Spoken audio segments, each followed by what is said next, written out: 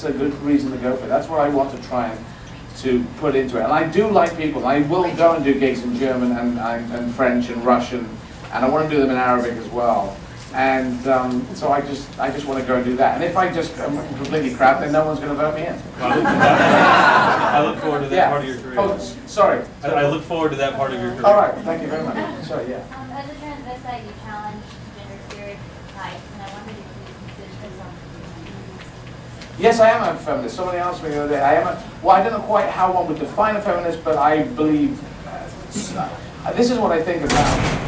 Exactly. This is what I think about women. When we worked out that brain power was more important than physical power, which was Stone Age times, when we started doing some sort of group, who was in charge of, whatever. As soon as that point was reached, then it should have been equal rights for women and men from that point on. And that's like I said, 2.5 million years ago.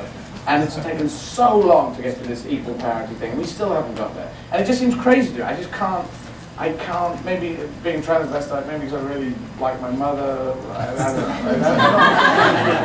know. Well, I can't work it. It seems so bloody logical. It's so simple. If a woman has a good idea, if a man has a good idea. There's also a thing I've noticed from being a transvestite that the male character is considered, strength goes with that character, with the male thing. And the female character, a certain softness, and then sometimes people might say weakness goes with that, which is so wrong, because we know there are strong character men, strong character women, weak character men, weak character women. It's just, and all you do is you just choose the strong characters with positive ideas. It's so bloody simple. But I think it's weak character men that have controlled this negative thing against women. It's weak character men. I remember street performing. There was a woman street performer. And these men started heckling her, giving her a hard time. You use the word heckling, yeah? Yeah? So they're heckling her. This is on the streets in Covent Garden. And so I was thinking, well, that's cowardice, personified. And then these men went off and got other men to come back and do more heckling against this one woman. It was insane. And if it was a bloke doing it, they probably wouldn't have started it in the first place. And so it is the weakness of the weak character men that unfortunately sort of almost has been holding the world to ransom. So Can we have you for president? Yeah. I'm sorry. I must what did you study in university? My degree is in anthropology, and you bring up a lot of things that I studied in anthropology. And so I must know. You don't want to know. Mine is accounting and financial management with mathematics. Sorry. Because how did you become involved in all of these ideals? Because when I was studying anthropological ideas, a lot of them trace back to Stone Age and things that you made reference to this evening. So how did you come across these ideas? Well, I think, what is the anthropology? What is that definition of it? Well, as far as what I study in the U.S., I'm from Oklahoma, and we had four categories disciplinary, which included linguistics, human biology, or human acquisition, Is that a question? No, hang on. Sociocultural anthropology and archaeology. But with the biological and the sociocultural, I did a lot obviously things that we discussed this evening. Well, sorry, I'm just going to interrupt you there, just because I always had, I was always interested in stuff. I mean, I was born in Yemen, so yeah, stuff. I like stuff. I would teach stuff at university. Yeah, I really have stuffology, which is everything. But the thing is that I'm born in Yemen, and then you go abroad. And I always had this weird thing there, so I thought, well, I need to know more about that, and that's a totally different culture. I come from an intelligent family, and so we would discuss things, and then when I got into stand-up, I realized you have to talk about something. So you didn't do dick jokes. Well, yeah, and then I realized you could talk about history. I realized no one was doing history. There was this massive epiphany moment. I thought, I'll do history. Did you ever read Gary Larson as a child? Gary Larson? Yeah. Yes, because Farsight is very anthropological. Yeah. So it's got a mixture of all that stuff. Just trying to get all the stuff that's there in the world and just shove it in the stand-up and try and take stuff that's actually based on truth, and then just animate it and take it and put it into weird collisions. And Monty Python were my gods. So. Okay. Anyone else? Yeah. I speak English pretty good. My French is conversational.